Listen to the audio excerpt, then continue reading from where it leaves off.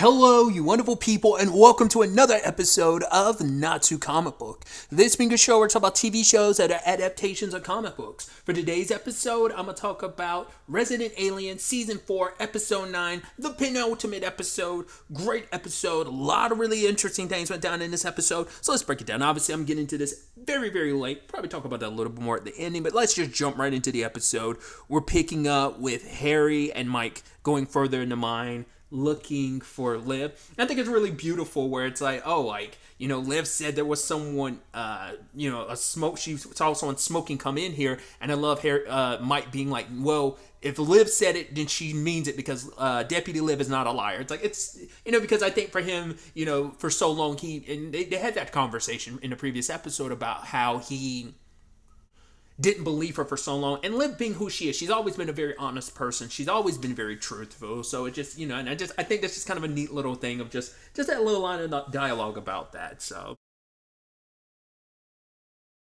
eventually they get further into the mine, and it becomes this whole conversation about how they are going to find the Mantid in here because they might have to split up. And Harry's like, yo, you got to go back because you're human, I'm the only one strong enough to defeat the Mantid. And he's like, well, how many Mantids have you killed? He's like, well, it's like, well, not that many. And then Mike's like, yeah, the same for me. It's like, well, I guess we'll just have to work together. I did skip over it, but I did and thought was interesting, and I thought it was going to not play a bigger role, but I thought maybe this kind of would encapsulate certain elements in the episode. But I mean, thematically it still is there, but I thought there'd be maybe a more one-to-one in the whole aspect of the opening with the 59 miners trying to save the one, right? I was like, oh, that's going to be set up for them being trapped in here trying to save one person. But it's I think it stems from everyone coming together to say that's why I'm thematically it's still there. I think I was almost halfway expecting it to be a literal re-happening of it, but it's just the spiritual energy, the spiritual thematics of, hey, they're all here to save one person and doing all the all these people, all of our main characters coming together for this one goal, both to at first kill the Mantid and look after each other, because Asta comes into the mines because she wants to help Harry. Max wants to do the same thing, which is really sweet because it's that's for both of them. It's it's not even just about killing the Mantid. It's about I got to help Harry because that's my friend on both fronts, which is really sweet. I mean, obviously, Asta makes a lot of sense, but even Max is he's always considered Harry a friend, even when Harry never really considered him a friend, so. And him even, Max even making it inside the mine, and he's talking to Harry about yo, it's Liv, but Harry's like, no, you're a child. He's like, yes, you are tall, and sometimes you smell like a dead animal, but at the end of the day, you are a child, and if your dad found out about me letting you die, I would never hear the end of his incessant whining. And then Kate and Ben made their way, and he's like, see, whining exactly like that. But it also showcases, Harry's I'm not going to put you in danger because, once again, he puts up the pretenses of, your family, which is probably a major consideration for him. But also, it's you're my friend. I don't want you to die. You're, nearly, set up to die by my dad. I protected you. I'm trying to protect you again, because you're my friend. Then Harry runs into Liv, and, the Mantid. And I guess the Mantid doesn't know that Harry got his powers back, but it does bring up the whole fact is I ended up tricking you with a pizza at the beginning of the season. Yeah, lucky for you, I already ate. Lucky for me, I already ate. So, but before they could tussle, it turns into a Sophie's choice. I love that we do it twice in the episode where Mike has to choose between shooting Harry or Liv. And it's Liv's yeah, you think he walks weird. And it's what? No, he doesn't. And it's who's he going to shoot? And he does ultimately shoot Liv because I was wondering what the key factor was going to be. And for him, it's Liv would never call me Mike. She will always call me sir. And I was that's nice. But Liv, or the Mantid, gets away, and Harry's okay, good. Plus that whole thing about you thinking I walk weird is BS. And he's no, I do. He's wait, what do you mean? He's I don't know. It's kind of hard to explain, And then the whole thing of I think the Mantic had brought up the whole like Schrodinger's like situation, and he's just like, "Is that the one who plays the piano and the Peanuts?" And I was like, "That's not Linus, right?" Because Linus is the one with the blanket, right? I was like, I don't know enough Peanut lore, like but it's like it's funny that it's like, oh no, like the Schrodinger thing. He's like, oh, it's meant to be like, oh, because we don't know, Liv might be alive or might be dead. It's that whole thing, and he's like, oh, I want to believe that she's out. He's like, well, I think the Mantic was trying to say that as a joke. He's like, well, I don't like that joke. He's like, I think it was meant to be an edgy joke. He's like, I don't like edgy jokes. I'm more observational, like comedy about airline food and people walking weird. He's like, I don't know what you're talking. See, I walk normal, and like I love the bits and with all the like craziness and seriousness going on. Then like there's the Asta situation. She runs into the Mantic, and it's like doing everything it can to mess with her, trying to first pretend to be her dad, but then also pretending to be Darcy, saying some like horrible stuff just to get inside of her head. And then she runs into the Mantic, and then the Mantic pretends to be her, and it becomes like a selfish choice situation. But circling back to kind of like lead up to that scene, we had Max running into his parents, and they want to drag him back, but for him it's like, no, like I have to see this through. Like the fact is I have to help, and they're like, well, first and foremost, Ben getting so caught up on, wait, you let someone pump your gas for you? Which I've never experienced that. I mean, I don't... North Carolina, I mean, not unless there are certain sections of North Carolina that I've never done. To be fair, I've only ever lived in North Carolina and Georgia. So, like, those were never, like, someone pumps the gas for you. Like, isn't Seattle, or specifically, isn't Oregon, like I don't know if that's just a state thing or very specific areas. Once again, it's just interesting. And I love that he kind of got so caught up in it. But we find out later on, I guess, because he's so frugal and very stingy with money, where he's like, oh, because Kate's like, oh, I paid an extra 48 cents just so I don't get gas on my bill. So I was like, that's what he's getting so caught up on. I guess I never thought about the fact that it probably would be extra charge to have someone like pump the gas for you. I just never thought about that. Like I said, it's not something that ever came up in my everyday life at 33, like living where I live. So either way, because it's almost like Ben's kind of chastising him with being like, well, he was able to get away because you were so busy and so focused on paying someone to pump the gas for you. But yeah, they try to drag him back, but he's like, no. And they're like, well, we'll take your allowance. He's like, well, the government will most likely pay me because I can see aliens and I'll be important to the government. They're like, well, we'll take your bike from you. See what you like. He's like, well, they'll most likely hire me a driver. And they're like, what do we do now? It's like, I don't know. Like, the threats are all we had as our parenting tool.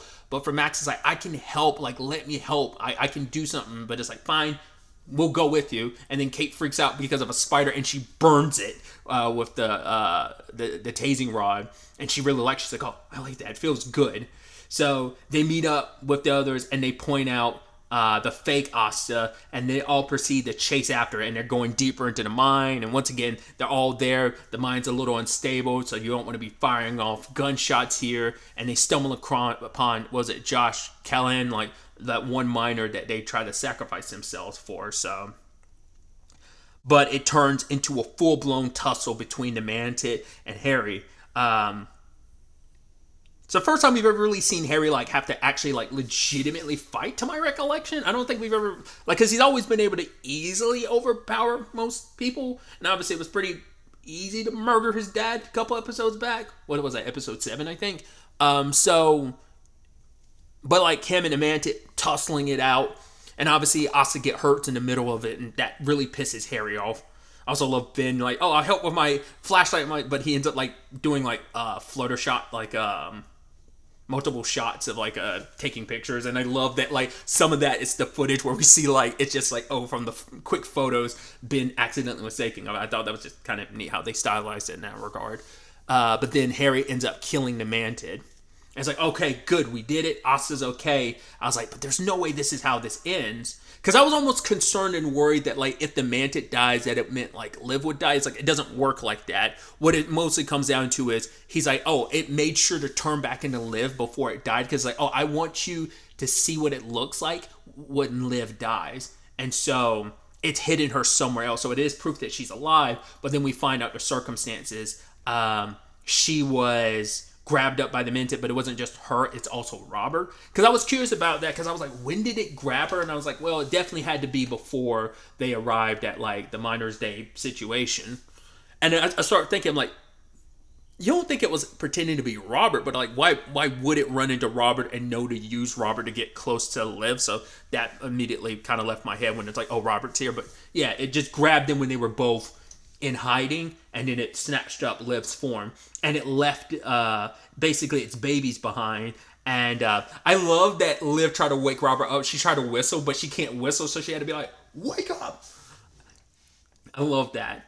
And I love that partway through it, Robert's like, did you just scoot further away from it? And she's like, what are you talking about? No, I didn't. Shut up. And he's like, you just did it. She's like, fine. I'm sorry that I'm kind of panicking in this moment. She's like, why are you so okay? He's like, well, I'm pretty chill. And then the eggs start hatching, and he's like, oh my God, it starts freaking out. I'm like, I love it. I guess, because like the Mantic was in a cell near him on the gray ship, right? I don't remember.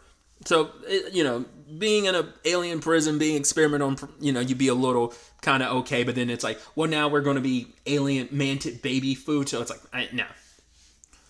So with this all said and done, Asta took Kate to get her leg checked out, but then Asta starts suffering from a poison from the Mantid. And Ben and Kate are looking after her. Obviously, you have Darcy finding out and kind of coming over, and that being this interesting thing where they kind of bring up everything that they've been through, and Darcy was like, we were, me and, your baby were just, singing Will on a bus, and Ben's like, oh, nice. Oh, we found out, like, I guess, proof that they had to, Harry sent the Mantid's body to the council. So I was like, okay, so the Mantid's dead, so it's all kosher in that regard. Because I'm like, well, this thing, like, came back after Heather did what she did. But it's like, well, I guess it's, like, definitively dead now. I guess there's no, like, coming back. Especially, like, well, it's not on a planet anymore. But I guess it could always come back if it, like... But I guess they probably immediately dispensed of the body and stuff like that, so... Then you had Lena coming in being like, oh my God, what I discovered, Jules is dead, the whole stomach situation. I guess I didn't think much of it because I thought like, oh, that's just where it penetrated her. It never, but I never would have thought like, oh, like there was a bigger plot point to that. It's like, because the reason why you specifically did that is like, well, you didn't need her anymore, but it's also because by that point, like it was always going to be an eventuality. Like the babies probably would have eventually busted out of her anyway. It was probably like a far-going conclusion, sadly, but she had been implanted with the eggs. And so, and I love Lena's takeaway. It was just like, I can't believe all this is real. I'm so sorry for not believing you. She's like, we should just kill all aliens. And Harry's like, hey, watch it, sister. It's like, yeah, he's one. And she's like, sorry. So they bring in John, who Liv's husband, and be like, oh, he knows, like, they have a storage unit that she's been keeping her stuff at. So they go there. And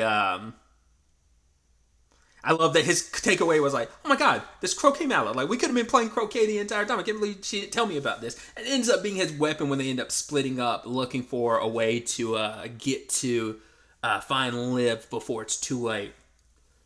At the same time, there's the situation with Asta and Darcy. I had to stop myself from calling her by her real name, Alice. The actress is by her real name, Alice. But it's a very beautiful moment where it's just like, Asta's always been there for other people, and it's always the thing of she never wanted to like feel like she needed to rely on other people, and just for Darcy to think like, I want you to be okay, like please be okay, like you need to take care of you in this moment. And it's just because she talks about like how she's never been that type of person, and it's like how like in this moment it's like, oh, there's so many drugs here, I want to get the my 30-day chip so I can help stabilize the tables in the bars. Like she's like, it's kind of my joke. That's like her defense mechanism to kind of deal with like things that are scary and worry her with jokes, with comedy, understandable. I mean, that's kind of always really been an antithesis to Darcy's character. She's always been the very like jokey person to kind of overcome her own like self-esteem issues and stuff. But like just, and she's always she's a character where it's just like every time you see like because she's like one of the most vulnerable characters on the show. So like every time like she does, when she gets in her back, like her like yo, like, I'm very vulnerable back, it really guts you because you're just like, because you see like how broken and scared she is because like, yo, this is one of my best friends. Like, I don't want to lose you. You've always been an intrinsic part of my life, and I don't want you to go. Because it's like you've always been there for me, and I just don't know if I can do anything for you in this moment. And it's kind of, obviously Harry ends up seeing Asta's ghost, and so does Darcy, because it kind of comes back to that, like, with the state that she's in, she's basically in this limbo space where she's kind of, joined with everything. She is part of everything. And so she's speaking to Harry like, no, go help save Liv. Don't worry about me. And it's like, okay, I will, for you. And Mike's like, really? You'll do it for me? Oh, man. He's like, I was just pouring out my heart to you, but I really... He's like, no, not for you. He's like, what do you mean not for me? You said it was for me. Stop playing with my heart. But luckily they got to Liv in time, but like the eggs are hatched and, they start squishing them, but then Peter shows up, burns them, father-son reunion. It's like, oh, that's beautiful. That's very beautiful. So it's like, but now also Lena's like, well, that's a robot, man. It's like, yeah. I think it's so, well, yeah, afterwards, like saving the day, Harry immediately goes and tries to take care of Asta and gives her some of his alien blood. It's like she could make it or she could die. And it seems like she's stable afterwards. And the question then becomes like, is she going, if she comes back, it has to be of her own will, because Dan's like very calm. He's like, no, like I'm scared and I want her to be here. But he's like, at the end of the day, he's like, he talks about when his dad passed. He's like, when my dad was dying, he was so calm because he was ready to let go. He's like, I think Asta still has so much to do here. But at the end of the day, he's like, if she, it's a larger metaphor for like, oh, he was suggesting that she should go and leave town and stuff, but this could also be the thing of, is she ready to let go? And like, no matter how much we want her to say, and he's like, and I would want her to say I think she has so much to do here, so, but if she decides to let go, we really won't have much choice in that matter. But Harry's like, your daughter's going to live, because I think for him, he believes like, no, Asa's going to come back to us, and just that moment for Dan being like, you're a good person, Doc. And I thought that was just this beautiful, quiet moment between these characters. And turns out Asta's okay. And then obviously Harry breaking the tension by being like, I have a question. Like, does anyone here think I walk weird? And everyone's like, yeah, you do. It's like, oh, they're like kind of like this, and like you're drunk chasing after a duck. He's like, ducks are useless birds. He's like, I don't walk weird, so shut up. Everyone get out of the room and leave Asta alone, let her rest, or she will, die. So... but in that moment, Darcy and Asta have their conversation, and Asta's like, I heard everything you said. It's like, oh, I kind of got to be a part of everything. It's like, there was this beautiful element of just kind of being like this freedom that she's always kind of bound herself, especially the patience, that she was kind of able to kind of let go and be a part of everything. It was like a very eye-opening experience. But she's like, I heard everything you said, Darcy. Didn't mean a lot. I mean, Darcy's breaking down again. It's like, oh no, come here. It's okay. I'm still here.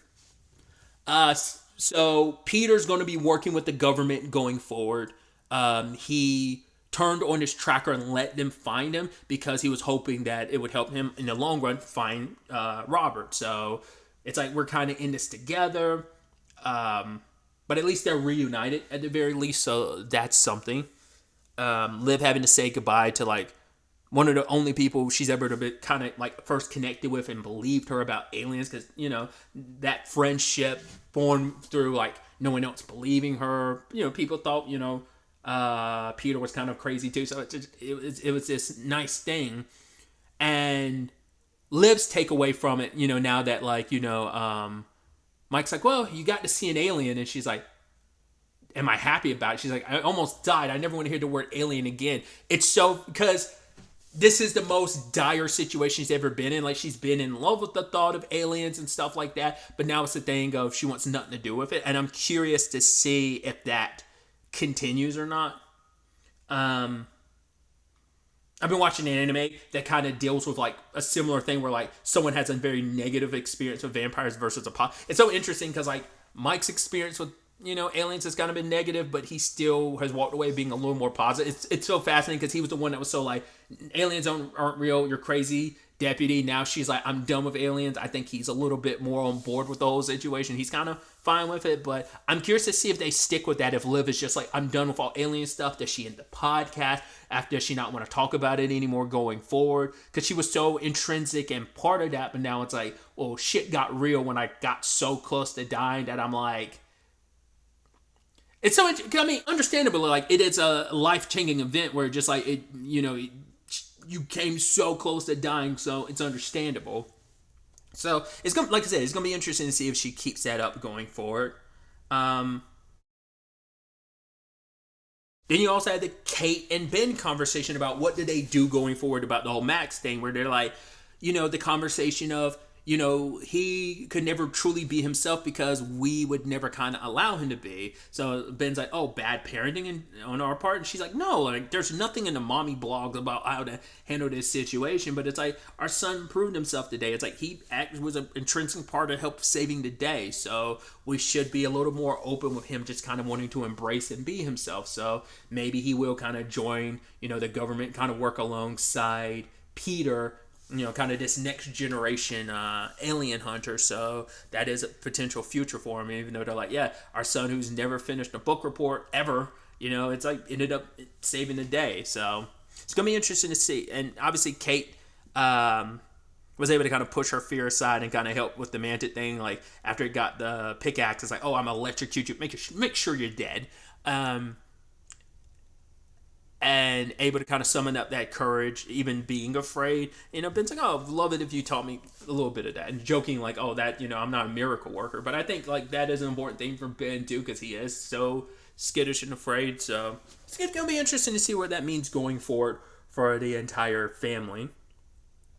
And then finally, we had this moment with Harry and Asta. I think it's so interesting that she's like, oh, I'm like so hungry. Can I have some of your pie? And he's just like, no, even though your friend almost died, it's like, but this is my pie. You have your pie, even though like he'd always be like probably trying to get some of hers. So I was like, okay, like the appetite and stuff like that feels like that's probably like a shift in her. Like, we don't know in the long run what changes this would make to Asta, but this whole situation opened her eyes to everything, and now for her, it's kind of like, now that she's kind of seen and felt that freedom, she kind of feels like she can't be here anymore. She's gonna leave, and he's like, no. Harry's like, no, I totally understand it. And for him, it's like, it's also the thing of, it's time for me to leave too. Like, I never belong here. Like, yes, he's part human from his experience, but he's back to being an alien. And, I think if Asta's leaving Patience and it's like, she's got her own journey, for him, it's like, I've got my own journey too. So it's time to say goodbye. And that's where I'm like, especially with the show ending, that I'm like, I don't know if they always plan, like, whether this is kind of like the magician situation. I won't have any clarity on it until like, after, because I won't look anything up because I don't want to stumble across some spoilers, but obviously it's been a couple of days since the series finale aired, so we'll see whether things are left like super open-ended where like there could be more, but it's a nice enough ending, kind of like The Magicians, because its series finale could have also served as a season finale if they weren't able to get renewed for a sixth season, so it sadly ended up being a series finale, but it works. So I'm curious to see if this show kind of is in a similar position or not. Like I said, I'll look up more about that after I watch the series finale, which that will kind of all be a moot point like in this recording, because I'll be like, hopefully this will go up today/tomorrow. Well, today, because it's like early morning when I'm recording this. But then the end of the episode has Asta waking up, and I thought that was going to be like a, oh my god, shows she has an alien side of her now. But she was like, they're coming, and I'm assuming the Greys are making a massive move, and I'm curious to see if that's how this whole thing wraps up. Like I said, I'm curious to see if it ends on like a big cliffhanger or whether there is like a resolution but leaves room more for open. Like I said, all of questions I'll have answer hopefully when I watch the series finale, but I'm excited to see where things kind of wrap up. And since I was talking about it a little bit, I think that's also what demoralized me to want to like immediately jump on the episodes. It's like, knowing it got canceled, and there's just so much stuff, like I have a hard time finishing things because I'm just like knowing like this is the end. Some stuff I've made exceptions for, but like there's so much on my back burner that I'm like, there's so much stuff that ended that I need to go back and finish. So I think that's just been because I love this show so much, and I was like, kind of bummed to know it got canceled, because I think the announcement went out like the day like of or after episode 8, because it was like around Comic-Con weekend is when the announcement was made. So I think that kind of bummed me out. So that's why get to this episode super late. And obviously, like I said, it's been a couple days since the series finale aired. So, but regardless of it, I'm excited to ultimately jump into it and see how Resident Alien comes to an end. But really, that's all I wanted to talk about. Till the next time we meet, be happy, be safe, live life to the fullest, and enjoy it. Good day and goodbye.